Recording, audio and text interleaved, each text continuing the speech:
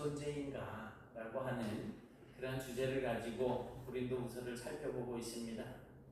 우리가 우리의 정체성에 대해서 분명한 확신을 가지고 살아가는 일은 정말로 중요한 일입니다. 일반적인 생활 속에서도 정체성이 분명하지 않은 사람은 내가 누구인지, 내가 이 일을 왜 해야 하는지에 대한 확신을 가질 수가 없기 때문에 어떤 일이든지 잘 해내기가 쉽지가 않습니다. 그래서 그저 눈치를 보면서 자꾸 다른 사람만 기웃거리게 되고 다른 사람들이 하는 일들을 부러워하게 되고 그러다 보니까 자기에게 주어진 삶에서 결코 성공할 수 없게 되는 것입니다. 이것은 우리 그리스도인들 경우에도 마찬가지입니다. 우리가 예수를 믿는 그리스도인이라고 하는 이 정체성, 나는 하나님의 자녀다 라고 하는 이 정체성이 분명하지 못한 사람들은 그야말로 신앙생활을 잘 할 수가 없습니다. 단지 일주일에 한 번 교회에 와서 예배드리고 설교를 들었다라고 하는 것만으로는 부족합니다. 사실은 예배 시간 말고 우리가 이제 또 이 시간도 거의 1시간 정도 이렇게 예배를 하게 되는데 이 예배 시간 말고 이제 여기에서 나가서 살아가는 한 주일 동안 그 시간이 더 중요합니다. 그러니까 교회에서뿐만이 아니라 나머지 일주일 동안 우리는 내가 예수를 믿는 그리스도인으로서 그리스도인답게 살아가야지 된다는 거예요. 그런데 많은 사람들이 교회에서는 분명히 그리스도인인데 다른 곳에 가서는 또 전혀 다른 모습을 가지고 살아가는 것을 봅니다. 여러분, 누구에게는 똑같은 모습을 보이면서 나는 이런 사람이야 라고 하면서 일관되게 그렇게 살아가게 되면 오히려 그런 삶이 힘들지가 않습니다. 그러나 사람에 따라서 가면을 바꿔 쓰듯이 그저 서로 다른 모습을 보여주면서 살아가기 시작하면 그 인생이 정말 피곤해질 수밖에 없는 겁니다. 저는 오늘 우리가 그리스도인으로서의 정체성을 분명히 하고 그렇게 살아가게 되기를 바랍니다. 오늘은 이제 본문의 말씀을 통해서 그리스도의 사신이라고 하는 본문의 말씀을 중심으로 이제 생각을 해보고자 합니다. 20절에 보니까 사도 바울은 그리스도를 대신하여 사신이 되었다라고 말씀을 하고 있습니다. 그리고 또 보니까 그리스도를 대신하여 간청한다 이렇게 또 말씀을 하고 있습니다. 그러니까 바울은 자기를 일컬어서 그리스도를 대신하는 사신이다. 이건 이제 우리가 요즘 흔히 쓰는 말로 대사관의 대사, 이제 다른 나라에 나가 있는 대사의 자격으로 사도 바울이 자기가 하나님께로부터 파송받은 대사의 자격으로 고린도 교회 교인들을 권면하고 있다라고 하고 있는 것입니다. 사실 이 대사라고 하는 직분은 나라를 대표해서 다른 나라에 가서 살면서 그곳에서 일을 하는 사람을 말합니다. 그래서 주한 일본 대사 이러면 일본을 대표해서 한국에 와서 거주하면서 일본의 일을 한국에서 하는 사람인 거예요. 거꾸로 주일 한국 대사 이러면 한국을 대표해서 일본에 가 있는 사람입니다. 이때 대사는 자기 나라의 최고 통치권자, 우리나라 같으면 대통령의 위임을 받고 이제 그 나라로 파송을 받게 되죠. 그러니까 주일 한국 대사는 우리나라 대통령의 위임을 받아서 일본에 가서 한국의 대표로 생활을 하고 있다는 거예요. 이렇게 파송된 대사는 어디로 파송이 되든지 간에 그 나라에 가서 자기 나라를 대표하는 삶을 사는 겁니다. 그래서 일본이 가끔 막 그렇게 우리나라를 도발할 때가 있잖아요. 독도는 우리 땅이다. 이러고 또 어떤 역사를 왜곡하는 이런 말들을 하게 될 때 자기네 땅이라고 우기면 정말 곤란해 그러잖아요. 그럴 때 우리나라가 제일 먼저 하는 일이 뭐예요? 일본 대사 불러다가 이제 항의를 하죠. 당신네들 이거 고치시오. 이거는 잘못된 겁니다. 그래서 이제 그 대사들이 있는 그 대사관은 비록 땅은 우리 땅이지만 그 나라의 영역으로 인정을 해주죠. 오늘 본문은 우리를 향해서 이 세상에 거주하는 대사, 그리스도를 대신하는 사실이라고 그렇게 말씀을 하고 있습니다. 그렇다면 우리는 어느 나라의 대사일까요? 하나님 나라의 대사죠. 그러면 하나님 나라의 최고 통치권자이신 그리스도께서 우리를 이곳으로 파송을 했다라고 보시면 되겠습니다. 오늘 이 자리에서 예배하는 우리는 주한 천국 대사입니다. 갑자기 그냥 막 올라가니까 그 감당이 잘 안 되시는 것들. 주한 천국 대사. 자부심을 가지십시오. 우리는 하나님 나라, 천국을 대표하는 자격으로 이 세상에 보냄을 받아서 살고 있는 사람들입니다. 그런데 대사는 자기 기분 내키는 대로 그냥 아무 말이나 하는 그런 사람이 아니죠. 가끔 대사가 그냥 못된 짓거리 해가지고 그냥 사회적으로 이렇게 무리를 일으키고 국제적으로 망신을 주는 경우도 있는데, 대사는요, 정부가 허락해준 범위 안에서 말을 하고 행동하고 또 어떤 약속을 하게 됩니다. 각국에 파송된 대사들은 자기 나라 정부의 통제를 받게 돼 있어요. 그 통제를 벗어나서 제멋대로 행동하고 말하기 시작하면 그때부터는 큰 문제가 이제 발생이 되는 겁니다. 우리가 천국에서 파송된 그리스도의 대사라고 할 때 우리는 천국의 국적을 가진 시민이고 그리스도의 통제 아래에 있다라고 하는 사실을 기억하셔야지. 대사는 언제든지 어디로 가든지 항상 자기 나라를 대표하는 대사입니다. 사도 바울은 자신을 그리스도를 대신하는 사실이라고 하는 이 정체성을 항상 자각하고 있었어요. 그러니까 하나님께 예배할 때만 대사가 아니고 자기 기분 내킬 때만 대사가 아니라 언제 어디서나 하나님의 나라를 대표하는 예수 그리스도의 뜻대로 행동하고 말하는 그런 삶을 살았다는 것입니다. 심지어는 이 바울이 감옥에 갇혀 있었을 때도 이 의식은 변하지 않았어요.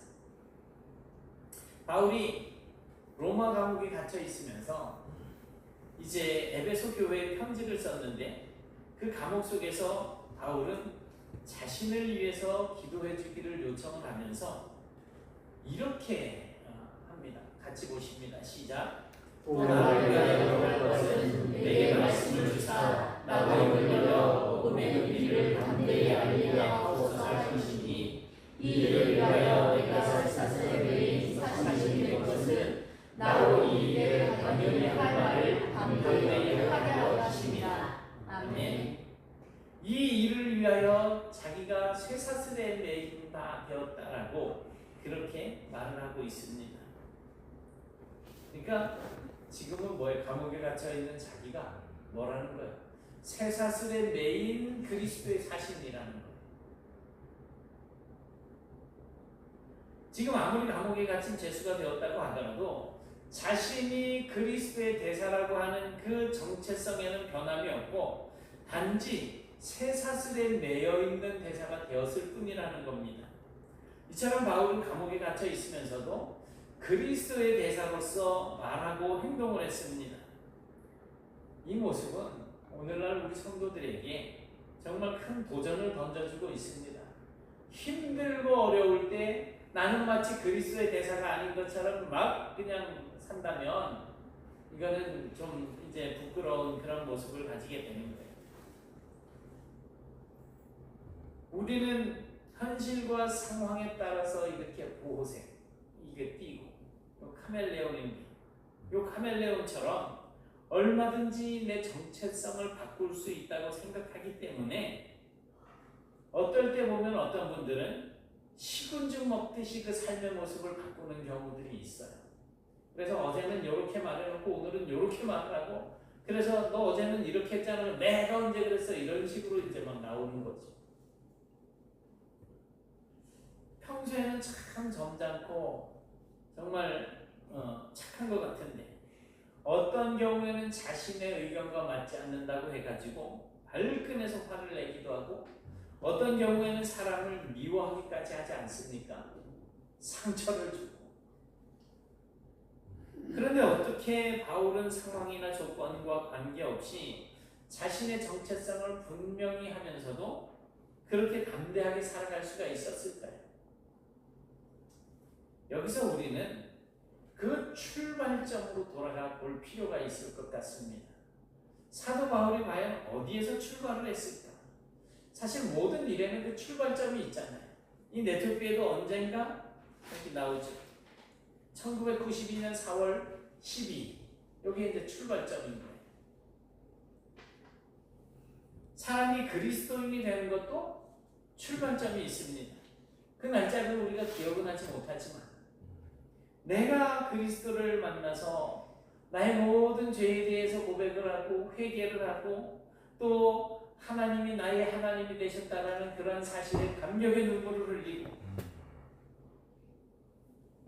그 출발점이 있다는 거예요. 그리고 우리가 그리스도의 대사라고 하는 정체성을 가지는 것도 그 출발점이 있습니다. 오늘 14절에서 사도 바울은 뭐라고 말씀을 하고 있습니까? 빨간 글씨 시작. 그리스도의 사랑이 우리를 강권하시는도다. 그리스도의 사랑이 우리를 강권하시는도다. 그렇다면 바울을 비롯한 모든 그리스도인들의 이 정체성의 출발점은 뭘까요? 그리스도의 사랑. 맞습니다. 그리스도의 사랑인 거예요. 예수 그리스도의 십자가 사건이 나를 구원하기 위한 하나님의 그 애절하신 사랑이라고 믿는 것에서부터 우리가 출발이 되어져야 된다는 거예요. 아무리 교회 생활에 익숙하고 아무리 성경에 대해서 아주 해박한 지식을 가지고 있다고 하더라도 하나님에 대한 사랑이 없습니다. 하나님께서 우리를 얼마나 사랑하시는지에 대한 분명한 체험과 확신이 없으면 그런 사람을 그리스도인이라고 말할 수는 없을 것입니다. 그리스도인이 아니에요. 그리스도인이란 어떤 사람일까요?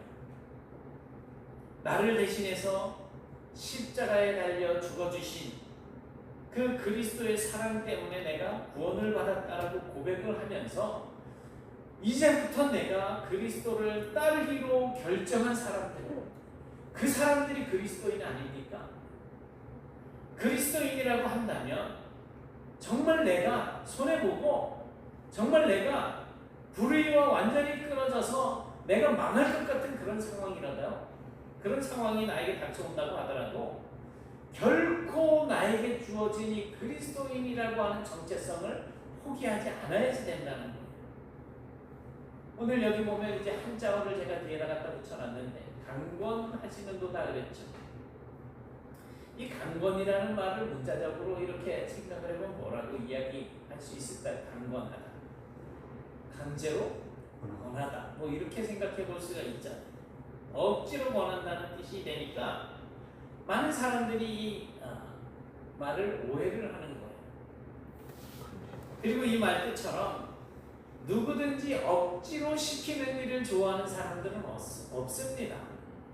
뭐 우리 교회 이제 세 분이 지금 피택 장로 되셔서 요번에 또 장로로 이제 그 고시를 보게 되고 토요일날 그리고 이제 노회에서 허락이 떨어지면 뭐 내년 봄노회 전에 이제 이 장로 임직을 할 수 있고 혹시 사정이 생겨서 못할 것 같으면 한 회기는 연장할 수 있어요. 그러면은 내년 봄노회 지나서 가을노회 전에 이제 할 수는 있어요.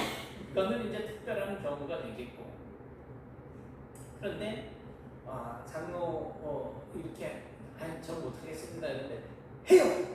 해야 됩니다!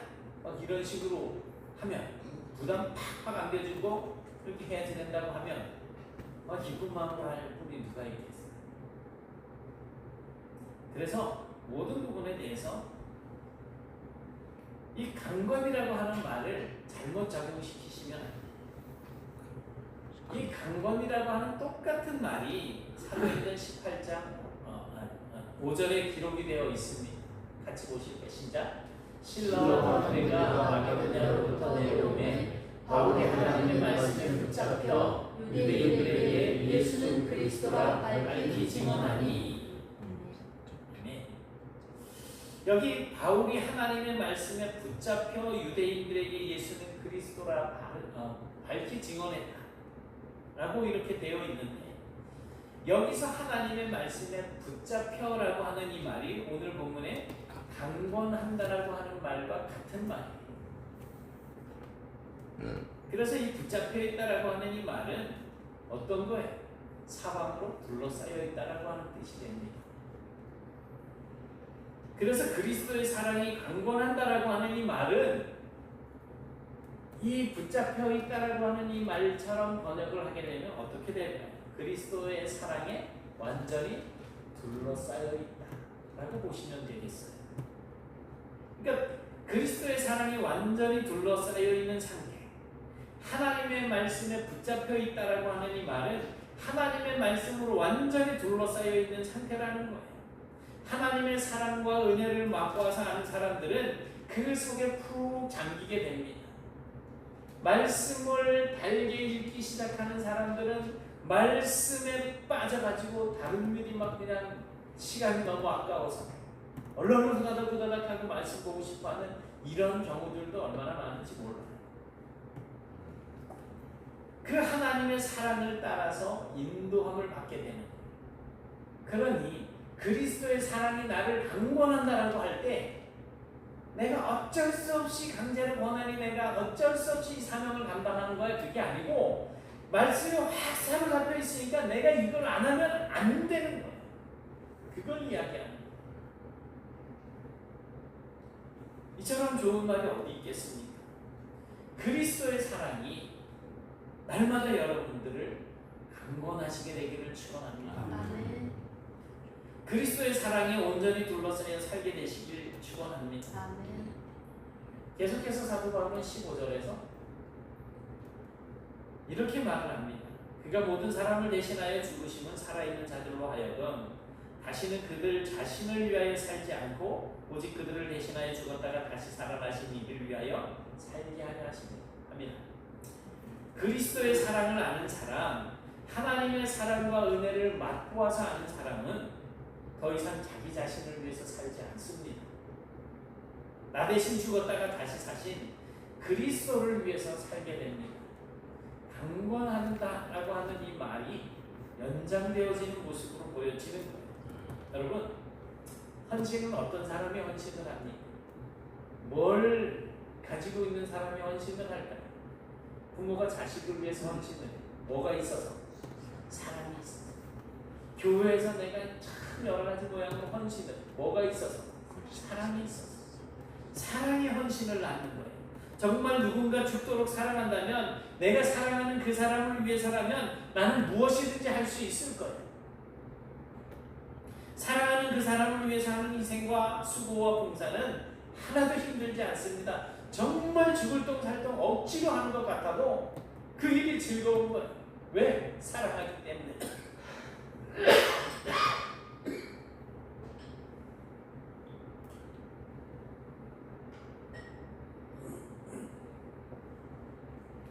그러나 사랑하지도 않는 사람들을 위해서 무엇을 하려고 하면 그야말로 무지무지 힘들게 되는 거죠.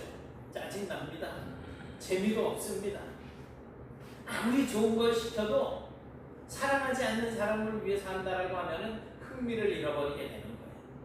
신앙생활이라고 하는 것은 하나님의 사랑 때문에, 하나님께서 우리를 위해서 베풀어 주신 그 사랑 때문에 우리가 하나님을 사랑하는 거예요. 그게 신앙생활이에요. 하나님의 사랑을 맛보고 알지 않고서 하나님을 사랑하려고 한다면 그야말로 신앙생활이라고 생각하는 그 생활이 얼마나 힘든 일인지 모릅니다. 그래서 하나님을 사랑하지 않는 사람들이 교회 나와서 교회 생활을 하려고 하면 모든 것이 힘들 수밖에 없어요. 그리고 오래가지 못합니다. 그러나 사랑의 동기가 되면 죽음도 두렵지 않습니다. 내 시간을 드리고 내 물질을 드리고 내 몸을 드리는 것이 즐거운 일이 되는 겁니다. 사랑이 헌신을 낳기 때문에 그렇습니다.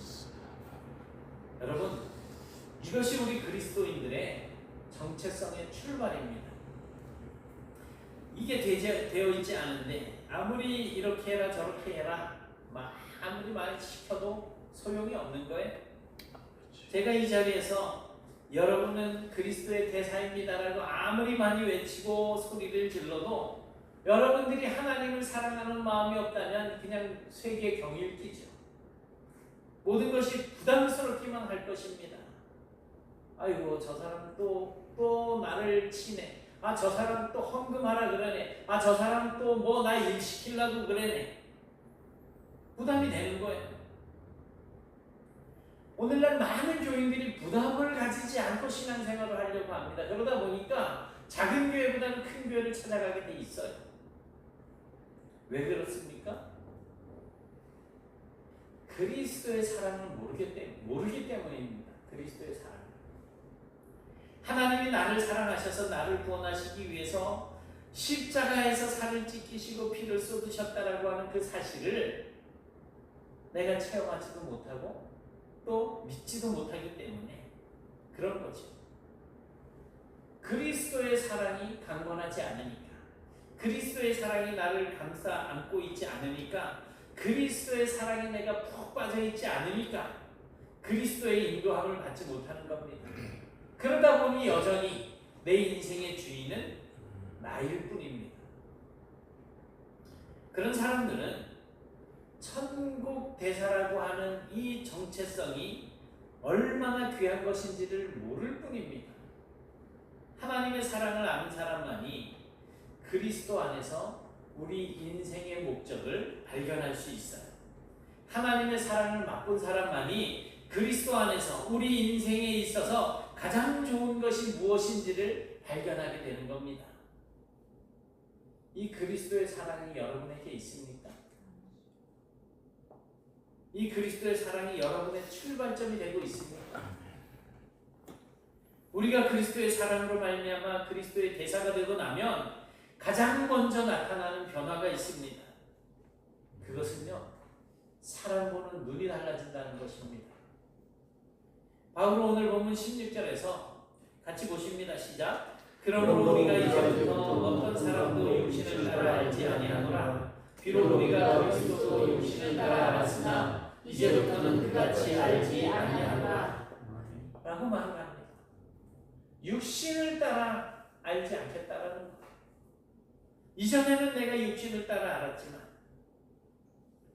이제는 아니라는 것. 그리스도의 대사가 되고 나면 이 시각이 바뀌게 돼요. 이 육신을 따라 안다라고 하는 것은 무슨 표현일까요? 겉모습을 보고 외모를 보고 판단한다라는 거죠. 세상 사람들은 겉모습으로 다른 사람들을 평가합니다. 얼마나 잘생겼는가, 얼마나 키가 큰가, 얼마나 힘이 좋은가, 얼마나 많이 배웠는가, 얼마나 많은 재산을 가지고 있는가.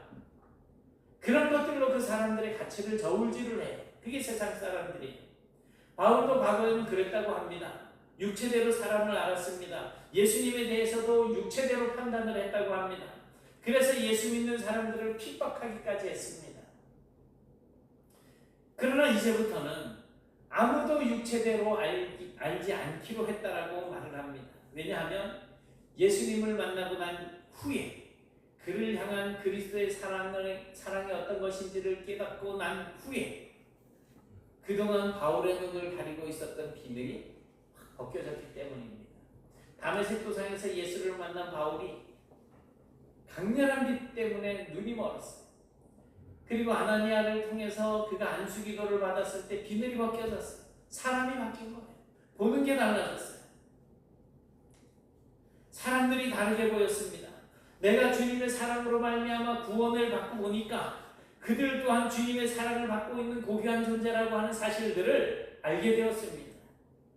그들이 로마인이든 유대인이든 자유인이든 종이든 남자든 여자든 건강하든 병들었든 부자이든 가난하든 유식한 사람이든 무식한 사람이든 어떤 직업을 가졌든지 간에 한 사람 한 사람이 모두 다 하나님께 소중하고 귀한 존재라고 하는 사실을 예수를 알고 나서부터 알게 되었다는 것입니다. 그리스도의 대사는 아무 사람도 육신을 따라서 판단하지 않습니다. 아직도 아내가 내 말을 들어야지 된다. 아직도 남편이 그냥 무능력하고 초라한 사람으로 보인다. 심각한 문제. 그리스도의 대사가 아닙니다. 여러분의 눈이 확 덮여져서 앞을 볼 수 없게 했던 그 비늘, 여러분의 마음의 눈을 덮어서 그리스도의 사랑을 볼 수 없게 했던 그 마음의 비늘, 그것들이 확 벗겨져서 그리스도의 사랑의 강건을 받는 성도가 되셔야지 된다는 거예요. 그때부터 육체대로 사람을 보지 않는다는 겁니다. 이런 사람이 성경에서 새 사람입니다. 이런 사람이 거듭난 사람입니다. 이런 사람이 그리스도인이고, 이런 사람이 천국 시민이고, 이런 사람이 그리스도를 대신하는 사심이라는 거예요. 바울은 17절에서 또 이런 사람을 가리켜서 뭐라고 표현을 합니까? 새로운 피조물. 새로운 피조물. 새로운 피조물은 하나님의 사랑을 통해서 새로운 눈을 가지게 된 사람입니다. 새 사람이 되었다고 하면서 여전히 육체대로 사람을 판단하면 그는 아직 새 사람이 아닌 거예요. 거듭났다라고 말을 하면서도 여전히 그 어떤 사람의 겉모습에 매달려 있으면 그 사람은 거듭난 사람이 아닙니다. 아무리 보잘것없는 사람이라고 하더라도 그 영혼 속에 있는 하나님의 고귀한 형상을 볼 수 없다면 그 사람은 새로운 피조물이 아닌 거예요.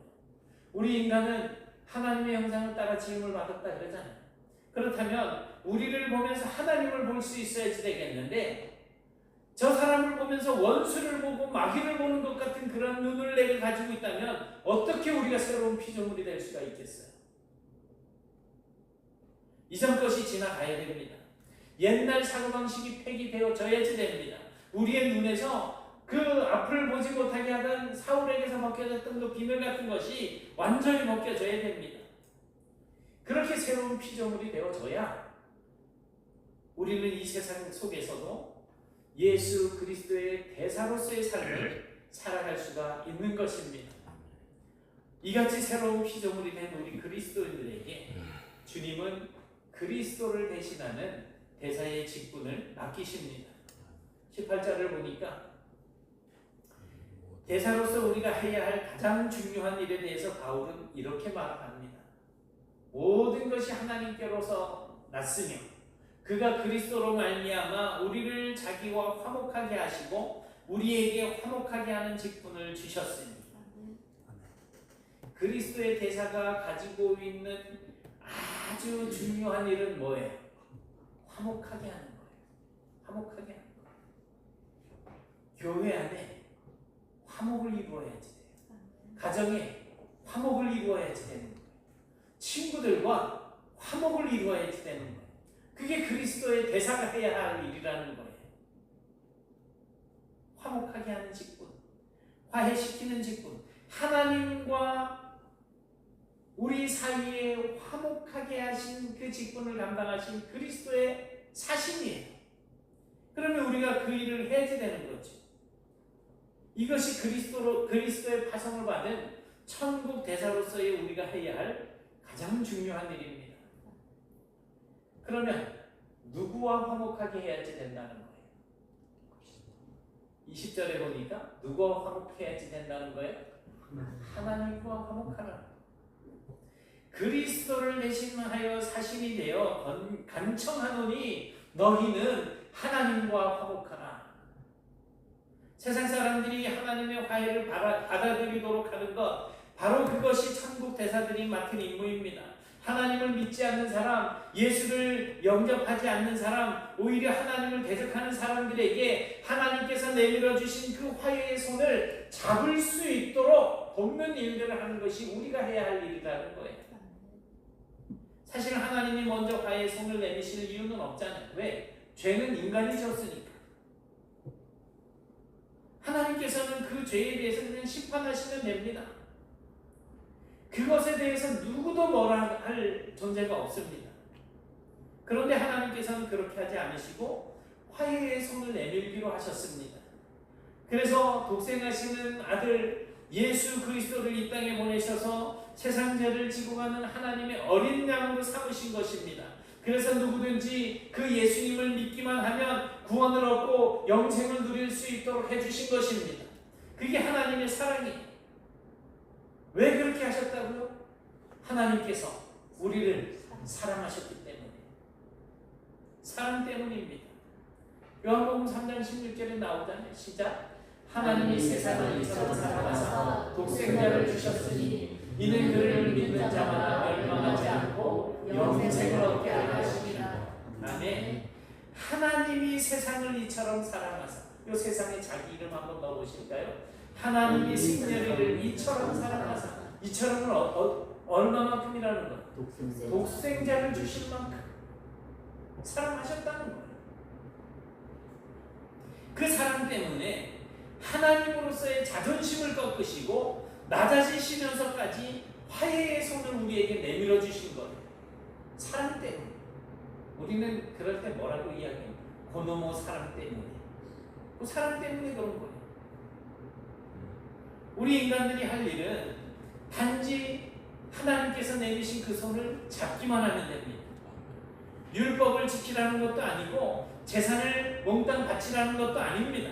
하나님께서 내미신 그 화해의 손을 잡기만 하면 된다는 거예요. 이것이 바로 천국 대사로서 우리가 세상을 향해서 선포해야 할 메시지입니다. 세상 사람들은 이 메시지를 듣지 못해서 메말라 하고 있어요. 이 메시지를 듣지 못한 사람들이 매일매일 절망 속에서 죽어가고 있습니다. 그리스도의 대사인 우리가 해야 할 일은 그들에게 이 메시지를 전하는 것입니다. 일주일에 하루 교회에 나와서 예배하고 그저 오늘 점심도 맛있게 먹었잖아, 그렇게 먹고 끝나는 것이 아닙니다. 우리는 세상 속에 살면서 그리스도의 대사의 일을 하도록 부름을 받은 그리스도의 사신입니다. 세상에 나가서 일주일 내에 천국 대사로 살면서 하나님의 그 화해의 메시지를 전하면서 우리의 삶을 통해 역사하시는 하나님의 은혜를 체험하고 그것을 가지고 또 주일날 교회로 다시 나와서 함께 모여서 그 은혜를 나누면서 잔치하는 것, 그것이 우리의 예배가 되어야 되는 겁니다. 여러분, 우리는 그리스도의 대사로 부름을 받았습니다. 그러니 이 자리에서 이제 나가시면 세상 사람들에게 예수 그리스도를 보여주는 삶을 사십시오. 하나님께서 그들을 얼마나 사랑하시는지 그 애절한 사랑을 전하십시오. 하나님께서 내밀어 주신 그 화해의 손을 잡게 해 주십시오. 하나님은 우리를 통해서 일하기를 원하십니다. 우리가 받은 하나님의 사랑을 세상에 전하기를 원하십니다. 우리는 모두 그리스도를 대신하는 그리스도의 대사입니다. 이 정체성을 가지고 이제 이 세상을 향해서 나가시고 이 정체성을 가지고 일주일 동안 여러분들에게 맡겨진 이 직분을 잘 감당하며 사시기를 바랍니다. 그리고 다음 주에 우리가 다시 이 자리에 모여서 예배할 때에 우리를 통해서 일하신 그 하나님의 은혜에 대한 간증을 하나로 안고 돌아와서 그것을 함께 나누면서 믿음으로 주께 선한 열매로 예배드리는 그런 저와 여러분들이 다 되실 수 있기를 주님의 이름으로 축원합니다. 사랑의 하나님, 고맙습니다. 저희들이 이 땅에 그리스도를 대신하는 사신으로 파송을 받아서 이제 각자 삶의 터전에서 살고 있습니다. 이 정체성을 우리가 늘 기억하게 하시고 어떠한 경우에서라도 그리스도를 드러내고 하나님의 은혜와 사랑을 드러내는 그런 복된 삶을 살아갈 수 있도록 인도해 주옵시고 그러한 저희들을 통해서 하나님께서 내미신 그 화해의 손을 붙잡는 그러한 심령들이 날마다 수가 더해갈 수 있도록 역사하여 주옵소서. 그런 저희들의 삶을 통하여서 하나님이 기뻐하시고 하나님께서 영광을 받아주시길 원하옵고 예수님 이름으로 기도드리옵나이다. 아멘.